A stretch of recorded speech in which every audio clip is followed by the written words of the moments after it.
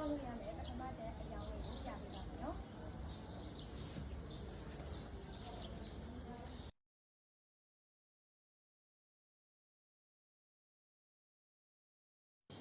ဒါကတော့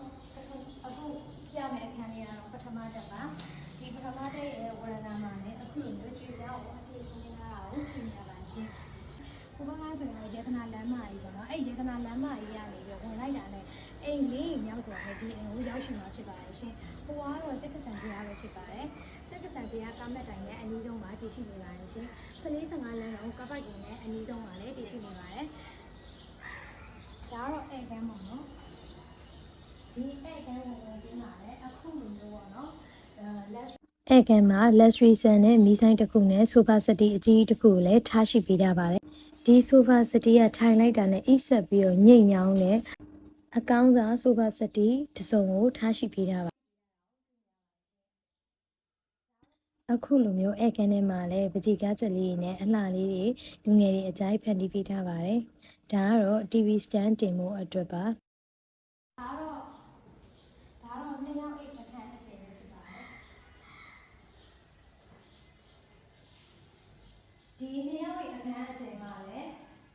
အခုလိုမျိုးနေရန်ကဗီဒီယိုကိုအပြေးခင်းထားတာကိုတွေ့နေရပါတယ်ရှင်ဒီနေရန်ကဗီဒီယိုထဲမှာတော့ပေါ့နော်အခုလိုမျိုးပေါ့နော်ကိုလုံးပေါ်မှန်နေရထားရှိပေးထားတာကိုတွေ့နေရပါတယ်ရှင်နောက်တစ်ခါကိုထပ်ပြပေးပါမယ်ရှင်ရှောင်းလမ်းမှာလည်းပိတ်ကြီးရအခြေကြီးကိုဖြူပေးထားပါတယ်ရှင်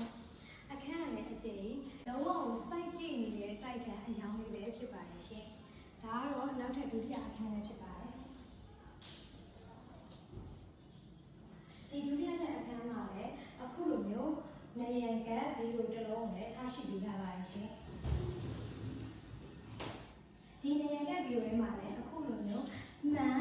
ကိုလုံးပေါ်မှန်ကိုလည်းထားရှိပေးထားတာကိုတွေ့နေရပါတယ်ရှင်ဒါလည်းအရှင်ပါ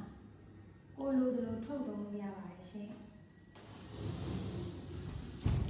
နောက်ထပ်မိဖို့ကောင်းကိုပြပေးပါမယ်နော်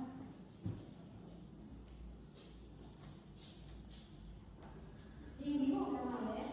အခုလိုမျိုးထမင်းစားစဘောဝိုင်းကိုလည်းတစ်စုံထားရှိပေးရတာကိုတွေ့နေရပါတယ်ရှင်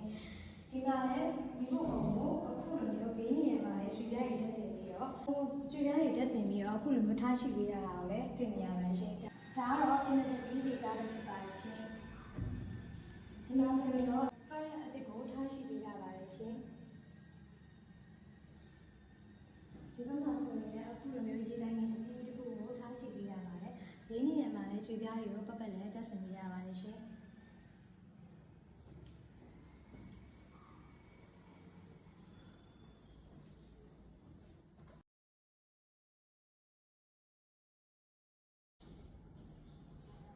လူချင်းမြတ်အနေနဲ့ပထမတက်ကိုဝယ်ရောင်းစိမ့်နဲ့လည်းလုပ်ခြင်းနဲ့